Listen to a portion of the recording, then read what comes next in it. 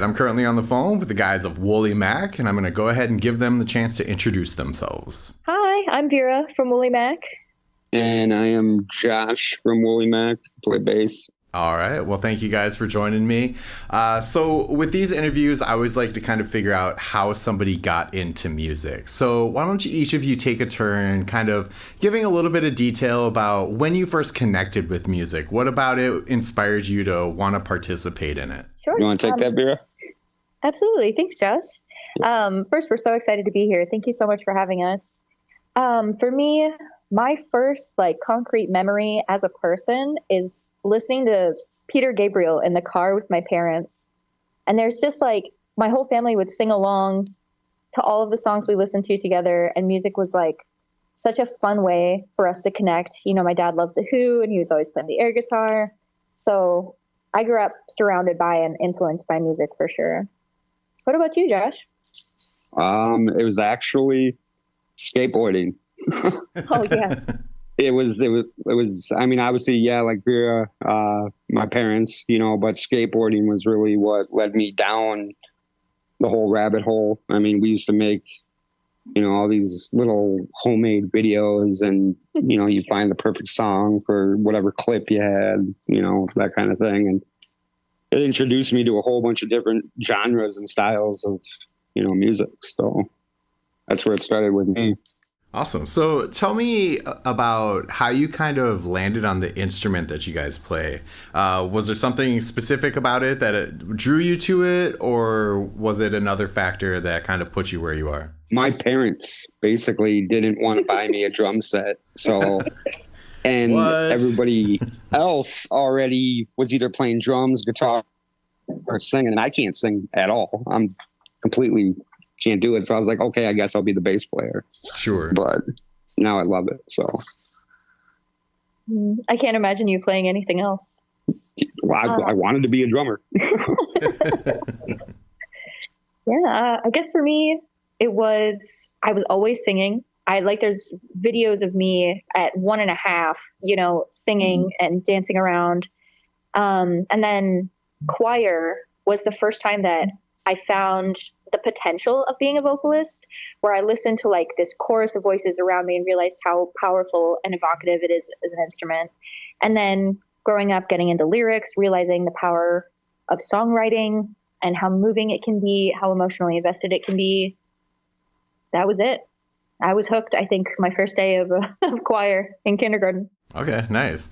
Josh, I can speak from the other end of that. I grew up a drummer and eventually learned to play bass. And I wish I had started playing bass sooner, because playing bass is a lot of fun. But they go hand in hand together. You know what I mean? They do, yeah. There's a weird mesh that happens there. It's great. All right, so tell me about your guys' experience finding other musicians to play with. Was it kind of you a solo songwriter and singer kind of thing, or was there always kind of an ambition to create a larger lineup for a band? As far as for this particular band, or just in general? In general. Just getting out there, meeting people, you know what I mean? I'm 40 years old. I mean, it goes all the way back from I remember seeing flyers at Guitar Center, people looking for people to jam with, stuff like that, and meeting people at shows, like-minded people that were into the same thing. It's interesting to hear Josh's perspective on that, because he's really the people finder of our group. We've been through so many, I want to say not iterations, but there's been so many musicians in our project, and he's so good at finding them. He's incredibly skilled. For me, it was a singer-songwriter thing. I did this open mic night every night in high school. It was a Wednesday night at Shay's Coffee, and it was so fun learning covers and performing with my friends. I definitely got bitten by the bug then. Okay. So the next kind of follow-up to that question is kind of the same, but a little bit different. Once you did kind of figure out the type of band that you wanted to be in and what sort of the lineup and arrangement for that would be, how did you go about locating the musicians that you were able to work with and then hold together kind of thing? So Josh, maybe that's a better question for you. Honestly, man, it was a lot of trial and error, You know what I mean? And I mean, we've worked with a ton of super talented people, but it's not always about like who's the most talented. It's also like how is this going to mesh well for like the end game longevity, like personality wise too. You know what I'm saying? Like, how do you get along and all that? Mm-hmm. So, I mean, we went through like Vera was talking about, like there's this ongoing joke, like the drummers in our band, it was like Spinal Tap. We went through, I swear to God, dude, we played with almost every drummer in Twin Cities, practically, all great drummers, you know what I'm saying? But yeah, been through a lot of them. Yeah, we have to find, like, the interpersonal relationships, I feel like, can get overlooked because a band is a business and you want to be able to conduct business and be professional with each other, but it's also so important to be friends. Yeah, exactly. Yeah, being in the band setting, you learn the people that you're around with on a very intimate level, whether it's intentionally or not. And so you kind of got to surround yourself with people that you can at least tolerate. Oh yeah, it's personal for everybody that's involved. Awesome. So let's move into the WoollyMack project. How did this come together? How did you guys find each other and decide to start creating this project? Me and Vera were actually in a previous band together. And right before, actually it was during COVID had hit, and that kind of put that project on hold. And I remember specifically sitting in my truck one night with one of my other buddies, and we were listening to just some old like Motown, Stax stuff, I was talking to him, I was like, this stuff is timeless, man. This stuff never gets old. Like why are more people not doing this around town? And that's where that basically started, that idea. And then I had reached out to Vera because I've always worked really well with her, and she's got a phenomenal voice. And then it just sort of took off from there, just finding the other parts, to build this. It took a while, that's for sure, but it was worth it. And Vera, how did you react when you kind of heard what the project was? Oh, man. Well, what we were doing before that in our previous band was really kind of like pop rock, which was so fun, both to write and to perform. And then we had taken this break and kind of just taken a break from making music altogether. And when he messaged me that day, I was re-listening to my giant library of John Mayer. And I had been like digging back into the blues. So it felt so kismet to get back to like roots music, like funk or blues.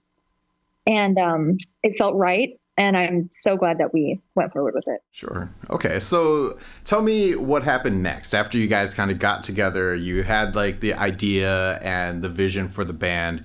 Did you guys like start with the ambition to start playing shows, or was it more writing and creating an album and recording? What was like kind of the first milestone to achieve? It was writing. It was obviously writing songs, trying to, bring back an old sound, like pay homage to it, but also try to kind of keep it modernized. You know what I'm saying? To do that was a challenge. And then it obviously led into the shows, and that took off from there. And then like we had previously talked about, there was hiccups along the way with the drummers, Sure. We're a wily bunch. I get it. Well, it was never even a bad thing. It's just they always had to move. Yeah. They just kept leaving, like going to the West Coast. Yeah, the West. So that became like whenever I would audition new drummers, like try these people out, my first question would be, do you have any intentions on moving in the next year? Sure, of course. Before even knowing if they can do what they can do, it was like, are you moving? Okay. And then, so maybe this is an obvious question because you already kind of answered what the genre of it is, but what would you say is like the main content of the music that you write? And what I mean by that is, what's the message? Groove. We want people to dance for sure. Like that's so important. The heart of this band is the bass and the drums. It's the groove of it for sure. What would you say, Josh? I would agree. Also, setting a vibe. You know what I mean? Bringing like a sense of Fun and peace and like an escape. Something everybody can get into. And we've had that over the years. I mean, we've had people like, you'll have like these real metalhead guys, you know, they'll be out at the shows or they'll hear the music and they'll be like, this isn't something I would, you know, this isn't like my go-to thing or what I would normally listen to, but I can, you know, they dig that, especially in the live experience. Like it does, there's a vibe to it that, you know, we want to put out there. Mm-hmm. So you mentioned that, you know, one of the first ambitions for it was to do the writing and then also to get out and play live. Are you guys working on recording anything to put out and then have more of like a digital presence? Yes, we're actually in the process of that right now, writing and recording and some pre-production stuff, getting ready for an album. Yeah, we have a 4-song EP out on all platforms.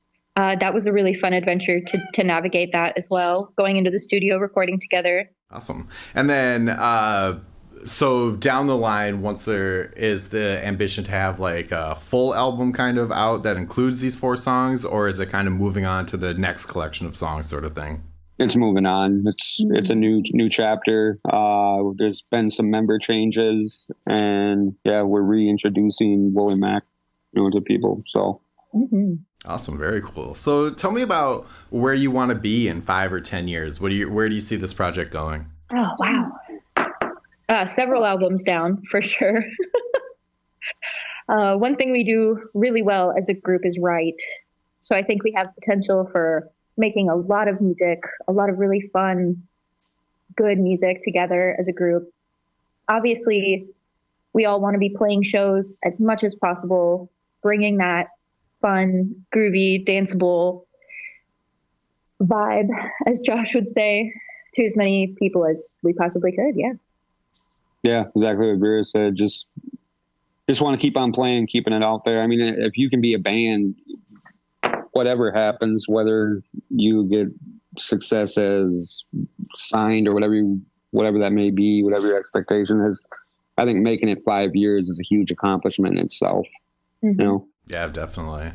All right. Well, why don't each of you kind of take a turn sharing a memory of yours that has had a major impact on you to keep you motivated to keep playing music? You got one, Vera? Yeah, there was this moment when we got back together as a band. It wasn't a show. It wasn't anything particularly momentous. But in the first months of us coming back from our hiatus and making music, there's kind of this discordant feeling when you get a new group of people in a room together and you're meshing for the first time. And then there's kind of this magic moment where things line up, when things feel good, when you're aligned, when you're looking at each other and you're smiling, you're thinking to yourself, you can feel the beat in your chest. And post-COVID, I think those moments of connection are more precious than ever. And that for me was like, yes, this is what I'm supposed to be doing. I am supposed to be making music. I'm back in the right space for this. And I just want not only every musician in our project to have that feeling of connectedness and fun and goodness, but for everyone who listens, everyone who plays music in general. I don't know. That's what they go in. Josh? I'd say way back when we opened for the Sacred Souls. That's a good shame. That to me was that was special, and that was also, it was validation for what we were doing. That, you know, because there was always, even from the beginning, it was like, because like I said, it's old style, it's old school music, very old, you know, and it may be timeless, but how would people react to this? You know, how would they accept it? And the people, they loved it. You know what I mean? So I think as a band, I mean, that was good, and that felt good, and that was special. I mean, and that was, you know, kept, for me, wanting to keep it going, you know, no matter what. Yeah, definitely. That's very relatable.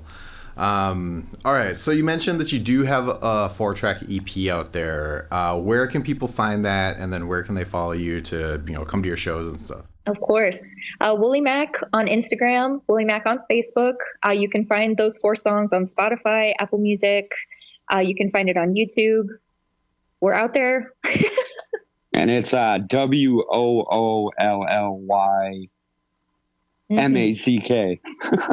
Perfect. People, I guess, I had issues with that, figuring that out. All right. So I always like to give the people I'm interviewing the opportunity to put out their last word. So what is the message that you guys want to share with people? Oh, man. Dance a little bit. It is good for you. I hope that you find time to do that. I agree. And just love love the opportunity that you have and the ones that you get. Don't take anything for granted, because nothing's promised, and just enjoy yourself. And yeah. Mm-hmm.